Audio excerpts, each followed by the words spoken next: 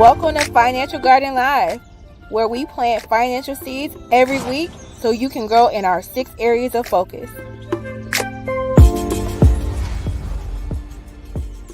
Emotions and money, entrepreneurship, budgeting, banking, debt fundamentals, and investing.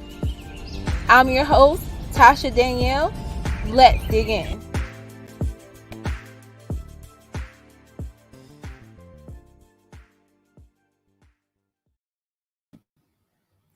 Hi everyone, welcome to Financial Garden Live.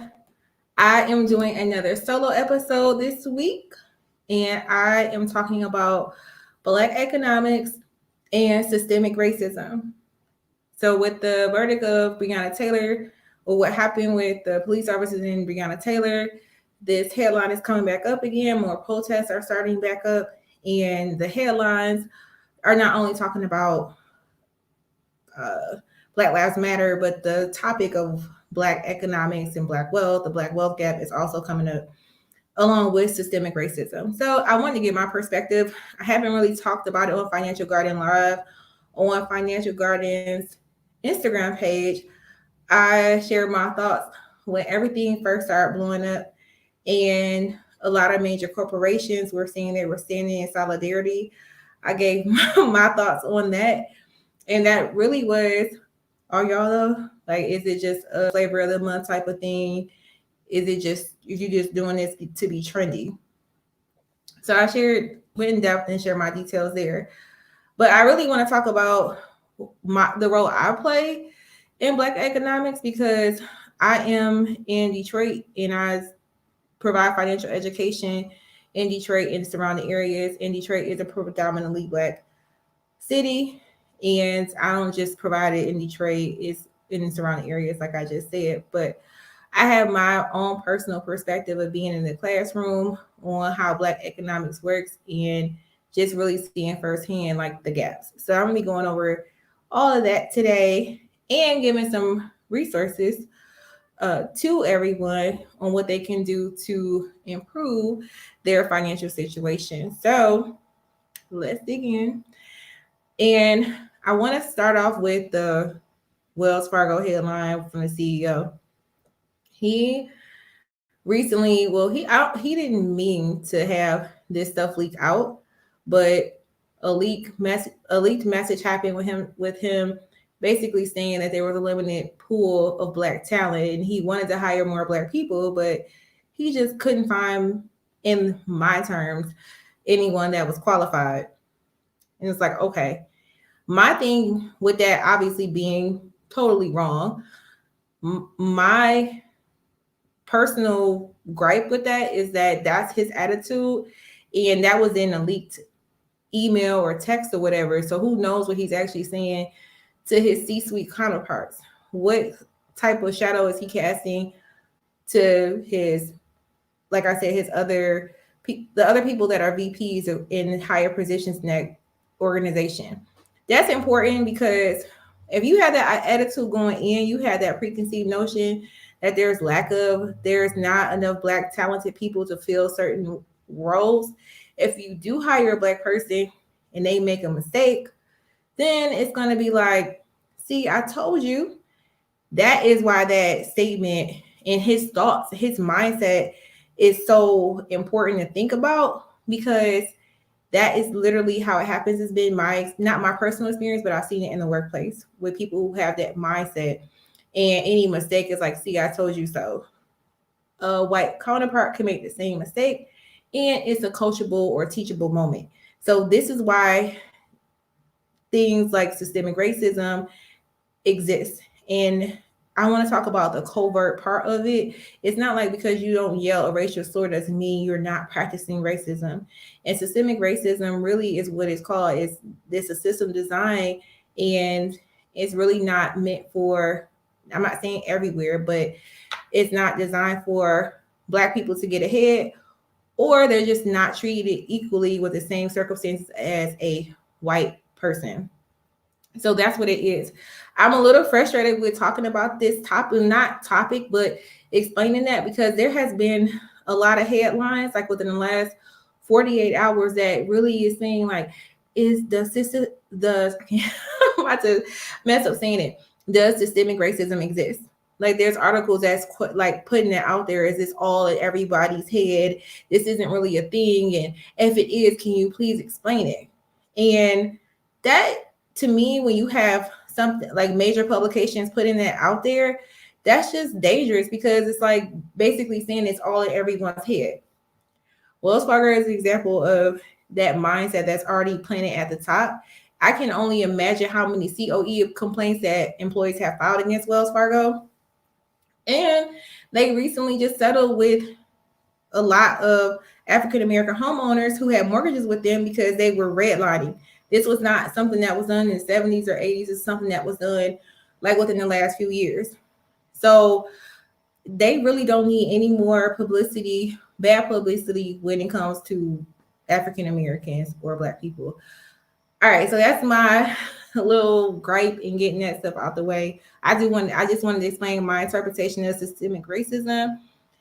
And I want to talk about Black economics and just what I experienced when teaching personal finance and education. First, I want to say that there's a lot of shaming that goes on in the Black community and not knowing certain things economically. There's a lot of memes that come up as far as, oh, instead of buying Jordans. Now, I'm not agreeing with this. I'm just saying what you may see on social media. Oh, instead of buying those Jordans, you could have bought a stock.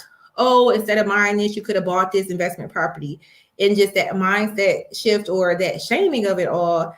And okay, that could be effective for some people, but overall, like, shaming is really not going to ever get a result that you want. And if you share that meme, it's like, can you share a resource? If you're telling someone don't buy Gucci or don't buy whatever Versace, and you're saying you could have had that as a down payment on a house instead of buying all these designer clothes, okay, link to first-time home buyers class, link to some resources where people can actually know how to do it. And then an argument to that could be, well, they can Google it. Okay, you can Google a lot of stuff. Doesn't mean it's right. Doesn't mean it's not a scam. Doesn't mean it's a reliable resource. So that's just my take on it as far as when the topic of Black wealth or Black economics comes up. It seems to be like in our community, it seems to be the shaming aspect of it, of you should be doing this and make better financial decisions. Now, is it common sense to not spend your last dollar on your last dollar, last penny when you get your paycheck and maybe think about something for the future? Yeah. But if you're in an environment and you're in survival mode, you're not really thinking about so far ahead in the future. And that's the fact of everything. So I think that is missed a lot of times, even when people who share it, who understand that, they still have that connotation of like, oh, you should know and you should know better or do better. When you are in survival mode, it's different. And I'm not trying to put that narrative out there that every Black person is not low income. I'm not saying that at all. But when those memes are shared, that's who it's geared towards, the people, Black people who have low income, because they'll say it in the comments or whatever. This is what you should be doing with your money. Again, link a resource. Don't just say what somebody should be doing with their money. Link a resource for them. So as you're watching this, please tag people, share this video, because I think it's really important to get this conversation. And I want to get your thoughts on it as well, as I'm sharing mine on this whole topic. And if you don't know about redlining and what that is all about, I really encourage you to, there's a documentary on Netflix that talks about really how systemically Black people were put behind, not being able to buy homes in certain neighborhoods, not being approved for mortgages. In some of those same neighborhoods today, where Black people couldn't get the mortgages, they're the renters in those neighborhoods. So think about if it was an opportunity for them to actually buy those homes. Now this decades later is a heavy populated area where Black people are renting. Like, it's just so much that goes behind that. And so that documentary, I feel like, does a decent job of explaining like what that means and how all of that started. So if you haven't seen that documentary, or you don't understand what redlining is or whatever, and you're curious about it, I would encourage you to check that out. All right, so I want to talk about, besides what I put, like what I've done, so I'm going to give an example of teaching high schoolers personal finance education, like specifically Black high schoolers. So a few years ago, I was at a conference and I was presenting for Financial Garden and I was an exhibitor because I'm pitching, trying to get more clients to go in and teach financial education. And between me pitching to everybody that walked up and getting like, oh, did not knowing, a white male approached my table and he was saying that he taught personal finance and he taught personal finance in a predominantly Black school. And he felt like I could connect better with the students and he was just interested in learning more about financial gardening. Long story short, I ended up going to the school and teaching financial education to the high schoolers. But this is what was interesting. He had his high schoolers reading Total Money Makeover by Dave Ramsey. That is a difficult book for some adults to digest. And he had high schoolers reading this. If you're not familiar with that book, Dave Ramsey's Total Money Makeover is a book about explaining how to get out of debt. It is giving you the basics of understanding on how to have a strong financial future. It talks about the basics of investing 15% in your income after you pay off all your debt, and it goes into that. It goes in depth in that. I have not read the book. It's a New York Times bestseller. I am very familiar with Dave Ramsey. I used to listen to his podcast a lot when I was paying off my debt. So I definitely am aware of his methodology, but I've never read the book. But people love it. It's a New York Times bestseller. However, that, in my opinion, is not an appropriate book for high schoolers who are just trying to understand what financial education is. How is this benefiting me, right? That's not a good book for them to read. So I was like, okay, that's kind of odd that they're reading that book. And he's like, I can't get them engaged. I don't really ask questions. I'm thinking like, because they're reading a book that's really not for them. So when I went into class, I just talked to them about money. I wanted to know before I even started teaching, like what I had prepared, what did they know, what they wanted to know. And a lot of them were going to college, and I was talking about college, and they wanted to know like if they were concerned if they could really afford it.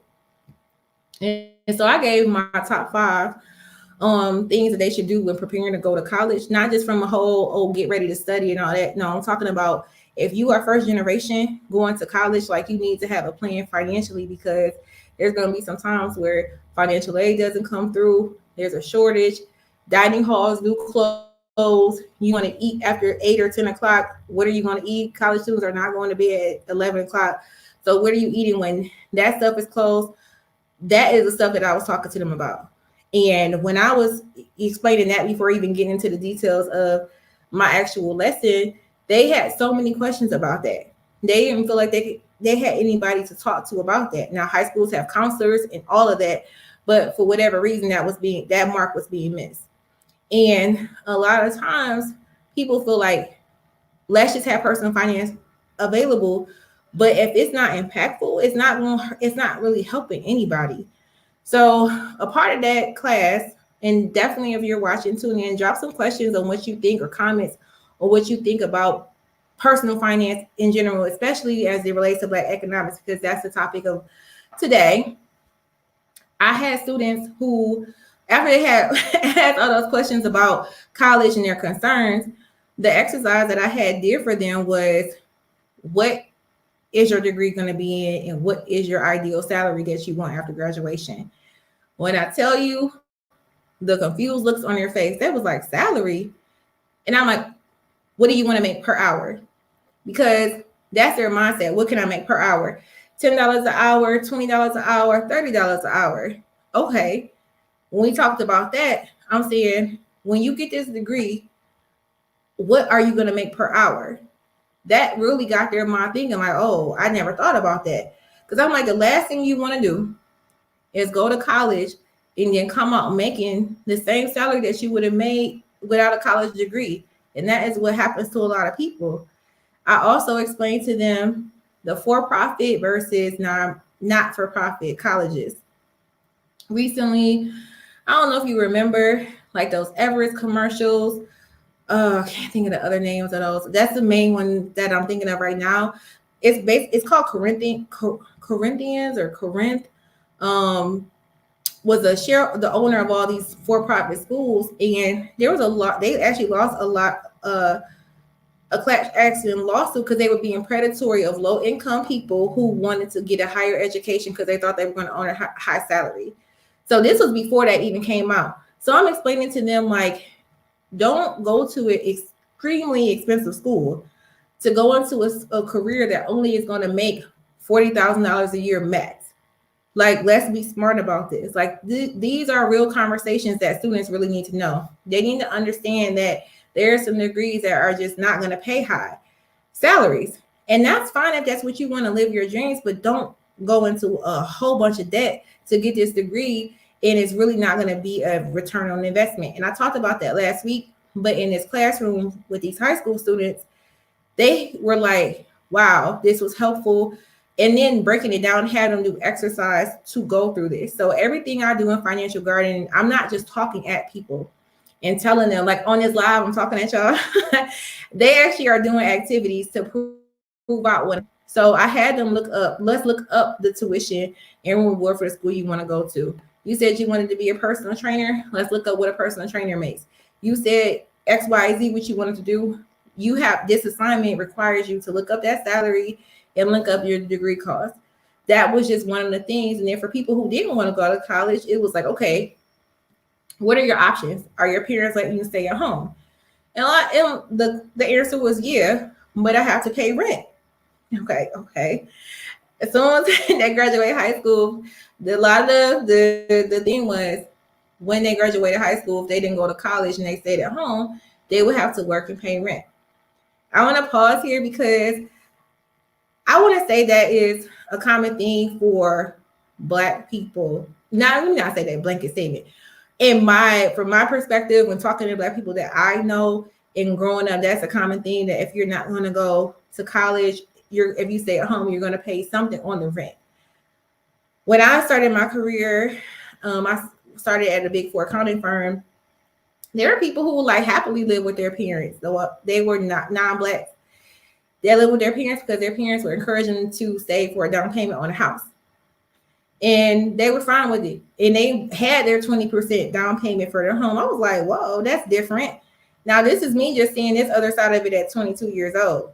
So when I'm in the schools and it's hearing the same thing of like, well, I'm going to stay at home, but I need to contribute because I'm a grown up. I need to contribute to the household. But just think about that disparity, right? As soon as you turn 18, or let's say you get a leeway of 19, you are paying rent. And you have somebody else who went through college and they still staying at home not paying rent, but their parents are telling them and making them save for the down payment on their house. They don't live in apartments. I'm not saying all, I'm just saying for the people that I encountered. Just that mindset shift right there, you already getting a jump start. So going back to my example of being in a classroom with high school students, it was eye-opening to them to, again, look at the salary versus the college cost, but also thinking about ownership. And that's what I want to go to next, is ownership is so key. When we're talking about Black economics, I think that's missed out a lot. That's not talked about enough. To really get ahead, you need to own something, whether it's a house, stock, being in real estate, investment trust. You need to be a owner. You can't just be consuming everything. And the highest bill you're paying is because it's debt of a car.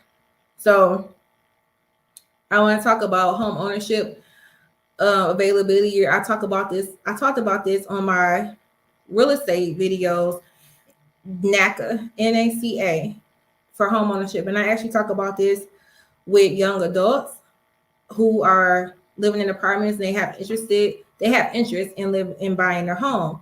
NACA is a program that pays your closing costs if you are looking to purchase a home. And they require you to go through a first-time home buyer's class to truly understand the cost of owning a home, understanding how working with a real estate agent works, what it means to have an inspection, escrow, all of that stuff. They go through all that. They require you to do to understand the basics of home ownership. But they also look at your income, and they make sure you understand budgeting. They make sure you have money in your account to pay the mortgage that you're applying for. And they want to see you consistently have this payment being made, whether it's to rent or some form of fashion that you can truly afford this. So I do like that program because of that, because they're truly trying to make sure that you're set up for financial success when you get this home. Because the last thing they want to happen is for a foreclosure to take place because you were not prepared. Another home buyer option that I like in the state of Michigan is National Faith Home Buyers. They actually have a contract with Wayne County to provide financial education. And if you go through that course, depending on your income, you get $10,000 towards a down payment of your first home. So if you want more information, and if you have any questions about that, drop them in the comments. But that's something, a resource that I actually share with young adults who are interested in home buying. And I think it's something that everybody should be aware of. So I want to talk about ownership. Not everybody wants to be a homeowner. Home ownership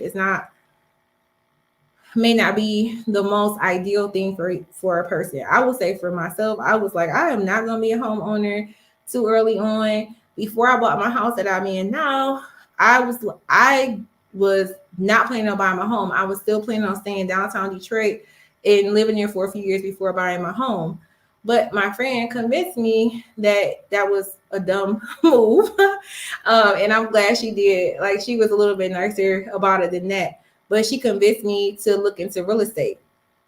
And I always encourage that to people. A lot of times people say, I don't want to buy a house because I'm going to be moving a lot. That doesn't make sense for me. I always tell people, look at buying a home at a price point that is easy to rent. And one of those things is 1% rule. So if you buy a house for $100,000, can you rent that house for $1,000 in your neighborhood? That's a good rule of thumb. I tell people who are like, I want to buy a home, but I may move, or what if I don't like the neighborhood, and just all these tips. I'm like, okay, think about it as an investment property down the line. And those programs that I mentioned before, you can, after living there for so many years, you can rent it out and move out or whatever. So that's just something to always keep in mind as far as the first step to being an owner of something. And I don't have high school students right now because Corona, but we're starting back up virtually next month, at the end of next month. And throughout the school year, it will be taught to them about thinking about ownership, home ownership, instead of just renting an apartment, or not thinking that they can be homeowners. What percentage of those high school change your career? So I just was talking about previously about how I had high school students do exercises to really look at salaries in colleges. I would say, honestly, all of them changed their idea or their thoughts on what majors to have, because they realized they didn't have a high salary. So they really had to go through different scenarios with different monthly costs. And I'm like, that salary you did right there, you could be a store manager somewhere and make the same amount if you're already working there. So I put those type of things in perspective. So all of the students were reconsidering what their majors were. Now, I hate to say that and sound like it's all about the money, but if you are a first generation student who's going to college, you don't have any support from your family financially, you have to think about these things. Yeah, you can go, but you don't want to be that person that first person to go to college, you graduate and you have all this debt. And then you can't find something in your field, or you get in your field and it's low paying.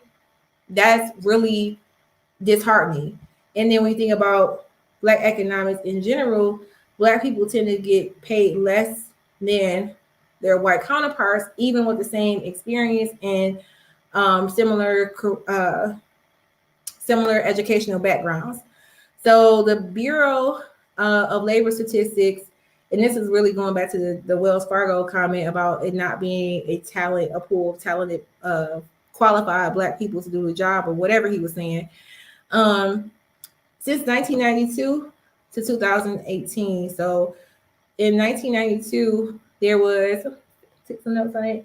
The amount of Black people that were in the workforce who were 25 or above, who had a bachelor's degree, was 15.9%.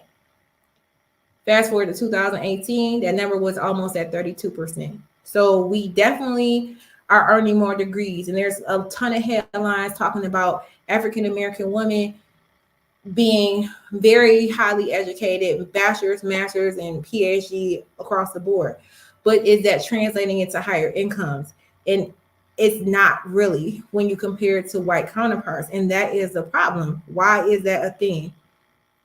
I didn't realize I actually am an economics major, economics and psychology dual major, because I think money and psychology go all hand in hand. And I remember in my economics class talking about wages, and my professor was a white male. He was like, yeah, Black people earn less than white people. And he was just so matter of fact about it. And he was like, women earn less. And he was like going through the things, and he going through the different, like, white male, white female, black male, black female, and Black females were at the bottom. And I was like, well, I'm gonna earn the least, even though we have the same credentials. I'm gonna earn the least. I will never forget that. I was so frustrated, like, wow, like, I'm really in college to get a higher education, and I'm gonna get paid less. And that is still fact today. That's what the statistics show on the Bureau of Labor Statistics, that even with higher education, Black people are still earning the least amount of money. Not the least amount of money across the board, but compared to their white counterparts more often than not. So that was very, like, I'm still upset about that right now, thinking about that in that class, and it's just a fact. That's just a fact.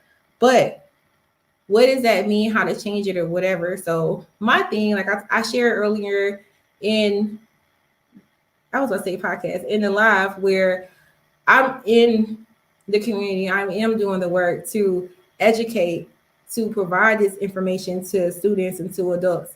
And so I really think it's important that people understand this, that understand the importance of ownership. And if you know that you're not going to earn as much as your white counterpart, what can you do to change it?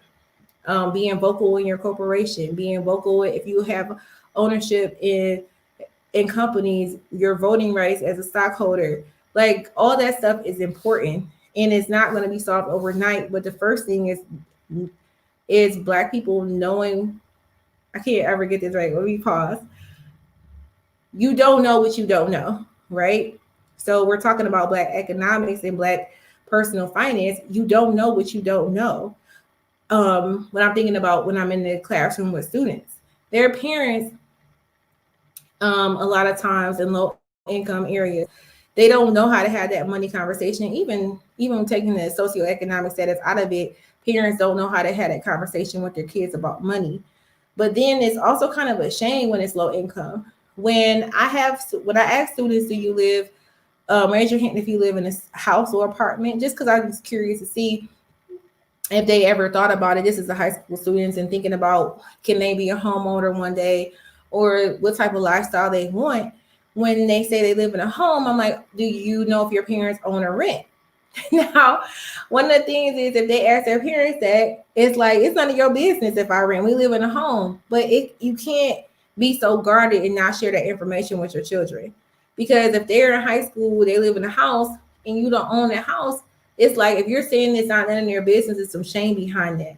And it should be a conversation on how can you own a home, because it's important to not just tell them it's none of your business, because that's when they have to learn from the school of hard knocks and go through the motions themselves. So that's the feedback that I got when they were like, it was none of my business. We just live in the house. So you don't even know what home ownership looks like in your own household, even if you actually live in a quote unquote house. That's a problem in itself, right? So being open as a parent about finances and what you don't know and what you maybe want to learn together with your child is important. But the headlines about how it's not a thing is very disheartening. So drop some comments or what you think about what I'm sharing so I can take a pause because I've been talking nonstop for 30 minutes about this. So I'm curious to see your thoughts on it. I did have a comment on, you know, the change up in students after they've been exposed to this information. So what I want to say, I want to just check my notes and see if I covered everything I wanted to. Oh, last thing. So I'm currently mentoring a Black female who is at my alma mater, and she's graduating in May of 2021. And she is a little overwhelmed with what she's going to do next. She's first generation college student. Her parents, grandparents are so excited for her. They're proud of her for her going to college, and she got significant scholarships to go, but she's like, I have no idea what I'm going to do next. I don't know. I don't know if I'll be able to get a job. I think I'm just going to go and get my master's. And I'm like, okay, but you need to get work experience. Just going to get another degree is not going to solve your problem. And that is a common thing with, according to statistics with Black people, is they are Black women, I should say, is going to get the higher education, but then not looking at the salary to see if it's going to go along with it and to see if it makes sense at that time. And so me and her are working through options for her to get an internship, to get experience in her career field. And if she can't, like, what can she do on her own? She has some entrepreneurial interests. And so I'm always, even with high school students, talking about how they can monetize their talents or monetize the need they see in the community, because they can have another stream of income. So aside from being an owner, we're talking about Black economics, owning a house or having stock ownership. What is another stream of income that you have coming in? And so that's what me and her are talking about. I'm like, if you go get your master's, you need to try to figure out how you're going to have income coming in. And then let's look at the debt you're going to be accumulating while you're getting your master's. And I'm like, are you running from something or are you running to something? If you run into something and get the master's to get an ideal career, then that's one thing. But if you're going to just get your master's because you don't know if you can get a job, or you just have a big question mark, that doesn't make any sense. And statistically speaking, that's why you see the high percentage of Black women with high education degrees, and then the salaries not really, because the not going after experience. I think it's a great also.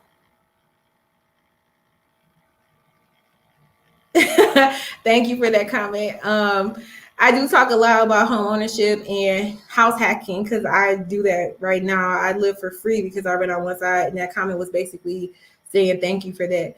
But these conversations do need to happen now. And I talk to like the young woman that I'm mentoring about house hacking, home ownership. If you're going to get your master's, renting out a room, if you do get a house, where you're going to go. If you're going to go out of state, it's going to be even more of a cost. So just actually she doesn't have anyone to talk to about this. So just even having that conversation with her, she feels a level of trust because I look like her. And I'm just being candid about, like, you got to figure this money thing out. You can't just live in la la land. You don't have anything to really fall back on. You don't have a safety net. So let's talk about this and make sure there's no room for confusion because you're graduating in May. And if you're going to graduate in May with a bachelor's degree, let's have a plan. And I even that's why I was saying before, talking to high school students about that. And I think it's really important, especially in low income areas, is taught, get the degree, getting a higher education so you can earn more money.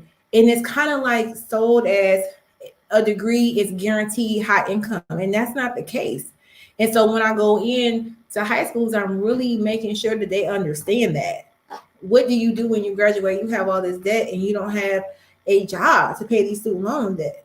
That's a common thing. And so I don't just sell them